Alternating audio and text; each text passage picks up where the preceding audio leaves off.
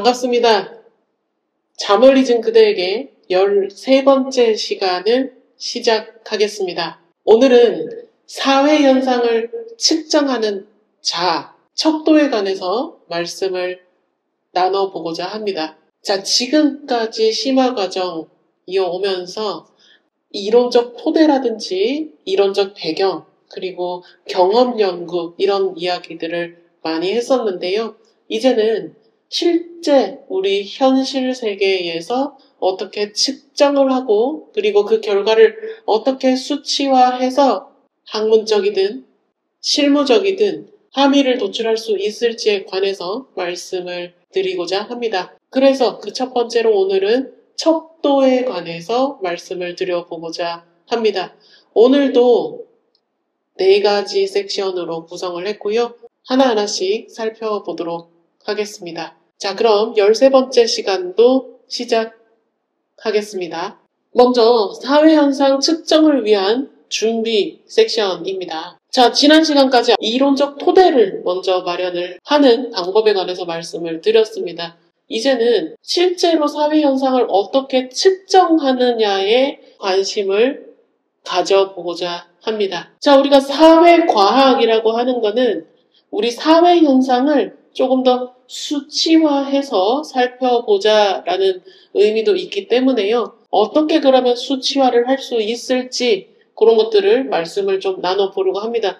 조금 더 쉬운 예를 들어보면요. 우리가 이런 길이를 재려고 할 때 자를 쓰잖아요. 그래서 뭐 여기까지는 1cm, 2cm, 3cm 뭐 이렇게 얘기를 하기도 하는데 그 자와 마찬가지로 우리 사회현상을 한번 측정을 해보자 라고 하는 거라고 이해해 주시면 조금 더 쉬울 것으로 판단이 됩니다. 자, 여기서 잘 이해를 해 주시면 좋은데요.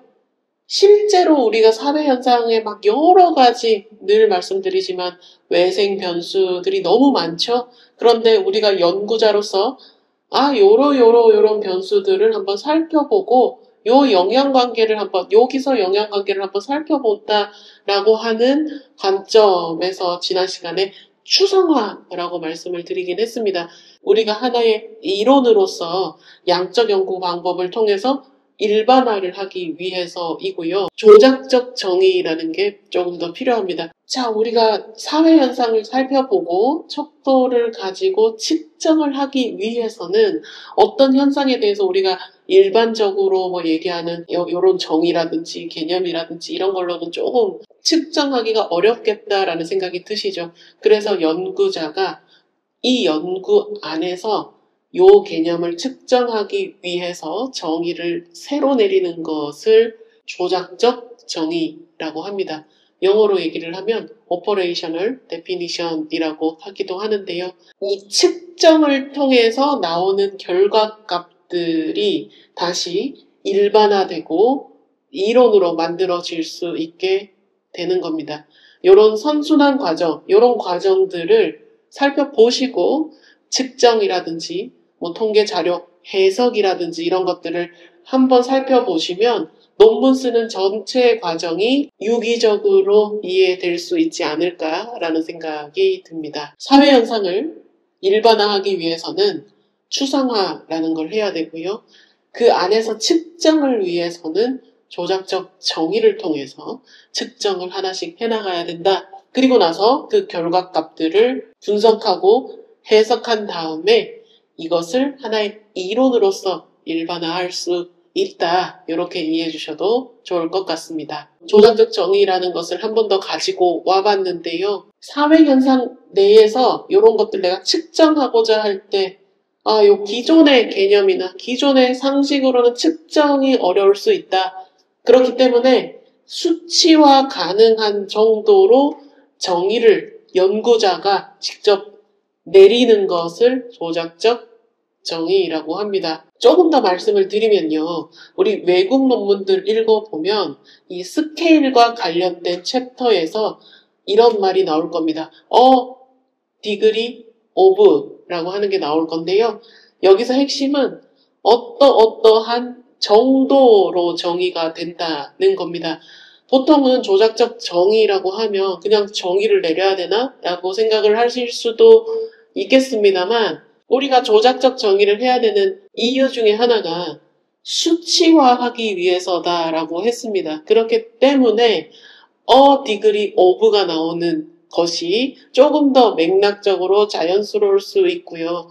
우리나라 논문들도 어떠한 뭐뭐의 정도 이렇게 기술을 하고 있습니다. 그렇기 때문에 우리도 어떠한 뭐 이런 거를 하는 정도다 이렇게 degree of를 항상 잊지 말고 생각을 해주시면 좋을 것 같다라는 말씀도 함께 드리겠습니다. 자, 두 번째로 척도의 활용에 관해서 말씀을 나눠보도록 하겠습니다. 처음에 제가 말씀드렸지만 척도가 하나의 사회 현상을 측정하는 가늠자 역할을 할 수 있다라고 하는 건데요. 그러니까 하나의 뭐 눈에 보이지 않는 가상의 자 같은 게 있다. 이렇게 이해를 해주셔도 좋을 것 같습니다. 자, 그런 척도들이 어떤 것들이 있냐 살펴봤더니 총 4가지가 있는데요. 명목척도, 서열척도, 등간척도, 비율척도가 있습니다. 뭔 척도가 이렇게 많아? 이렇게 생각하실 수도 있는데 하나하나 그 척도의 종류에 관해서 간략하게 살펴보도록 하겠습니다. 첫 번째로 나온 게 명목척도입니다. 어떠한 것들을 구분하기 위해서 붙여놓은 측정하는 척도이다 라고 하는 거고요. 보통은 여기 성별을 예로 들었습니다만 남성은 1번, 여성은 2번 이런 식으로 하는데 1번, 2번 가지고 곱셈, 나눗셈 이런 거 할 수 있는? 없잖아요. 그러니까 그런 것들을 명목척도라고 합니다. 자, 그냥 이름을 아니면 뭔가 이런 특징을 부여해 놓은 척도다 이렇게 이해해 주시면 좋을 것 같습니다. 자, 서열척도 우리가 보통 1등, 2등, 3등 이런 식으로 순서를 정하는 그런 척도라고 보시면 좋을 것 같습니다. 자, 세 번째 등간척도인데요. 우리가 여기 보면 영어로 인터벌 이러잖아요. 우리가 평소에 일상적으로도 많이 쓰는 용어, 외래어이자 우리 한국에서도 우리나라에서도 많이 쓰는 말이기도 한데 이 간격이 같다 이렇게 이해해 주시면 좋을 것 같습니다. 그래서 매우 좋다, 매우 나쁘다 사이에 이렇게 응답을 할 수 있도록 간격을 세워 놓는데요. 여기에서는 절대 0점이 없다라는 특징이 있습니다. 그렇기 때문에 예를 들어서 섭씨 30도가 섭씨 15도보다 2배 더 그렇게 할 수는 없다라는 겁니다. 자, 마지막으로 비율척도입니다. 절대 0점이 있고요. 등간척도의 특성을 가지고 있기 때문에 이 연산이 가능하다라는 특징이 있습니다. 그렇기 때문에 평균을 보거나 분산을 보거나 관련한 통계 작업들이 비교적 용이하다라고 하는 것들이 좀 특징으로 가지고 올 수 있고요. 웬만하면 이 측정을 하실 때 비율척도로 온갖 자료들을 수집을 하신 다음에 분석을 하시는 것을 추천을 드립니다. 웬만하면 비율척도를 써야 되는 이유는 앞서서 봤던 척도들은 한계가 있잖아요. 그렇기 때문에 우리가 이 척도를 가지고 여러 사회현상을 보고 분석을 더 깊이 있게 하기 위해서는 이런 비율척도를 활용하는 것이 훨씬 유리할 수 있다. 라고 하는 겁니다. 예를 들어서 이런 생각이 드실 수 있을 거예요.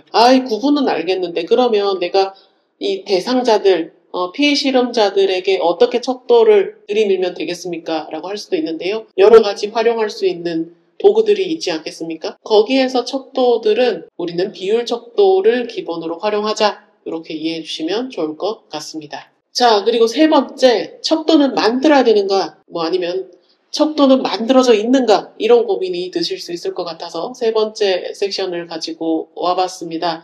세 번째에서는 척도는 간단하게 말씀드리면 내가 만들어서 써도 되고요. 그리고 만들어져 있는 것을 활용을 하셔도 상관이 없습니다. 제가 사업체를 2개를 운영을 하고 있습니다. 그런데 한 사업체에서 창업가들의 창업 가능성 측정을 하고자 했습니다. 자, 그런 게 있을까요? 없을 수도 있잖아요. 그래서 제가 찾아봤더니 없는 거예요.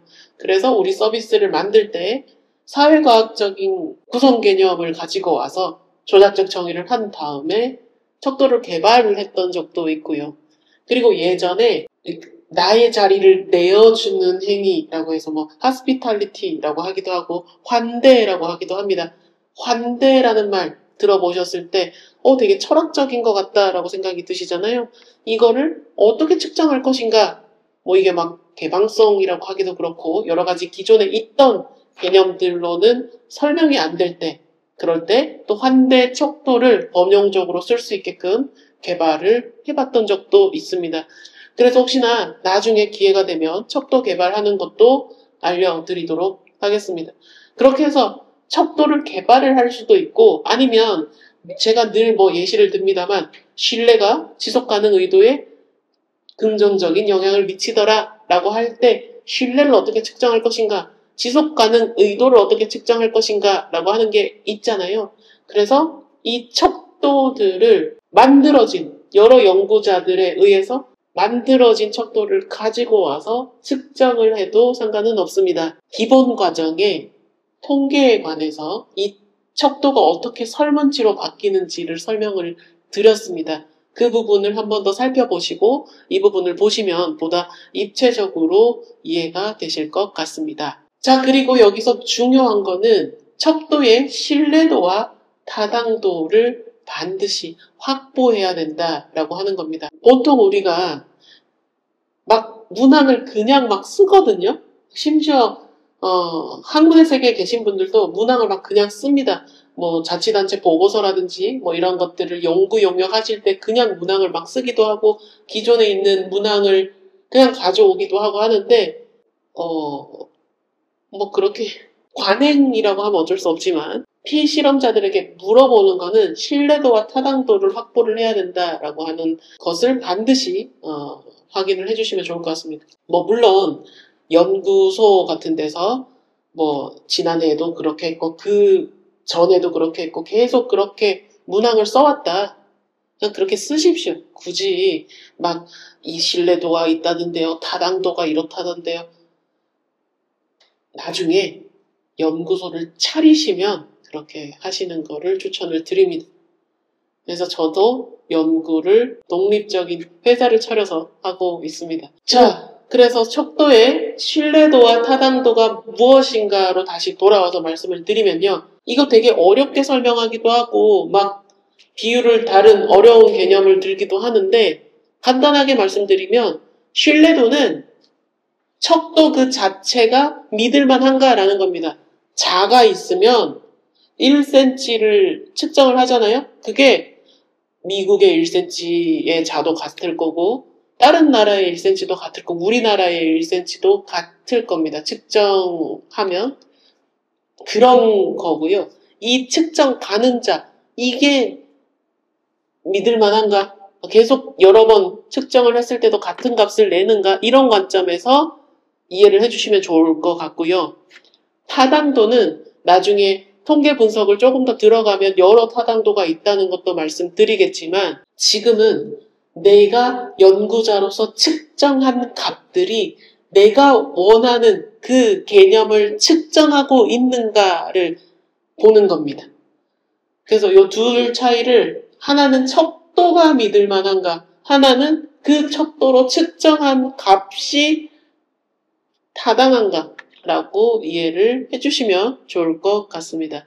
이 개념이 생각보다 막 머리에 안 들어올 수도 있거든요. 그래서 신뢰도는 자가 믿을만한가, 스케일이 믿을만한가, 그리고 타당도는 그 자로 측정한 값이 내가 원하는 그런 개념을 측정하고 있는가, 그렇게 이해해 주시면 조금 빨리 머릿속에서 좀 정리가 되지 않을까라는 생각을 해봤습니다. 자, 마지막으로 앞으로 사회현상을 어떻게 측정할 것인가 라고 하는 섹션입니다. 자, 여러 차원들이 있는데 단일 차원이 있고 다차원이 있어요. 이 개념도 또 생소하실 건데요. 만약에 어떤 서비스를 이용을 했어요. 그 서비스에서 만족도를 물을 거 아닙니까? 뭐 아니면 교육을 받으시면 교육 만족도를 묻죠. 그러면 보통은 교육회사들이나 교육 주체들이 강의가 만족스럽습니까? 뭐 매우 만족스럽지 않다, 매우 만족스럽다, 하나만 물어요. 그래서 대부분 실무에서는 하나의 척도만 가지고 하나로 묻기 때문에 입체적인 분석이 안 될 겁니다. 입체적인 분석도 안 될 것이고 그냥 어떻게 그 안에서 어떤 함의를 끌어낼 수도 없죠. 입체적인 분석이 안 되는 데이터를 가지고 자기가 엄청난 데이터를 주는 것처럼 얘기하시는 분들이 있는데 거기에도 현혹되지 마시고 이 단일 척도인지 다차원 척도인지를 한번 살펴보시고 웬만하면 다차원 척도로 측정을 하셔라 라고 하는 게요. 우리가 어떤 사회현상이기 때문에 이 개념이 눈에 안 보이고 손에 안 잡힌단 말이에요. 그래서 여러 번 이렇게 중복 물음을 통해서 그게 정확한 건지 아니면 그렇게 잘 묻고 있는 건지를 살펴봐야 왜곡 뭐 이런 것들을 조금 더 줄일 수 있는데 기여할 수 있다라고 하는 겁니다. 자, 그래서 보통 우리 리커트 척도로 묻는다 그러면 여러 가지를 반복해서 물어봅니다. 뭐 추천 의도 이런 거 있을 때도 내가 생각했을 때 I guess, 뭐 I think 이런 말 영어로 하면 그렇게 하는데 내가 생각했을 때 이 서비스는 다른 사람에게 추천하고 싶다. 이 서비스는 다른 사람에게 추천할 만하다고 생각한다. 뭐 이런 식으로 해서 이 지금 제가 예를 드는 건 그냥 단순한 예시입니다. 여러 가지를 동시에 물어봐요. 그래서 그렇게 했을 때 이 측정값들이 정말 그 신뢰가 있는지 그리고 이 결과값이 정말 내가 묻고자 하는데 일치하는지를 나중에 살펴볼 거거든요. 그거 하는 게 통계 분석이에요. 그렇기 때문에 이런 다차원 척도를 통해서 웬만하면 측정하고 분석을 하자. 하나만 측정을 하게 되면 왜곡이 심하게 될 수가 있다라는 말씀을 다시 한번 강조드립니다. 자, 그래서 다음 시간부터는 척도를 기본으로 하고요. 자료를 얻고 수치화된 자료를 얻고 그걸 어떻게 분석을 해나가는지에 관해서도 살펴보겠습니다. 그리고 오늘 척도를 말씀드리면서 좀 부족했던 거나 아니면 보완이 필요한 사항들은 틈틈이 보완을 해 가도록 하겠습니다. 자, 오늘은 기존의 논리를 다루다가 이제 조금 더 측정 가능한 그 준비를 하는 단계다 이렇게 이해해 주시면 좋을 것 같습니다. 논문 챕터로 치면 이제 연구 설계쯤 오신 겁니다. 그래서 이런 것들을 한번 계속 살펴보시고 앞으로도 논문 쓰시는데 도움이 되면 좋겠다라는 마음으로 이렇게 촬영에 매주 임하고 있습니다. 오늘도 수업 따라오시느라 고생 많으셨고요. 보고 내용이 괜찮으면 좋아요도 눌러주시고 그리고 여러 번 보시다가 알림도 받고 싶고 내용이 괜찮다 그리고 내 구독 리스트에 있어도 좋겠다 싶으면 구독까지 눌러주시면 제작에 큰 힘이 될 것 같습니다. 눈부실 내일을 응원하겠습니다. 고생 많으셨습니다. 감사합니다.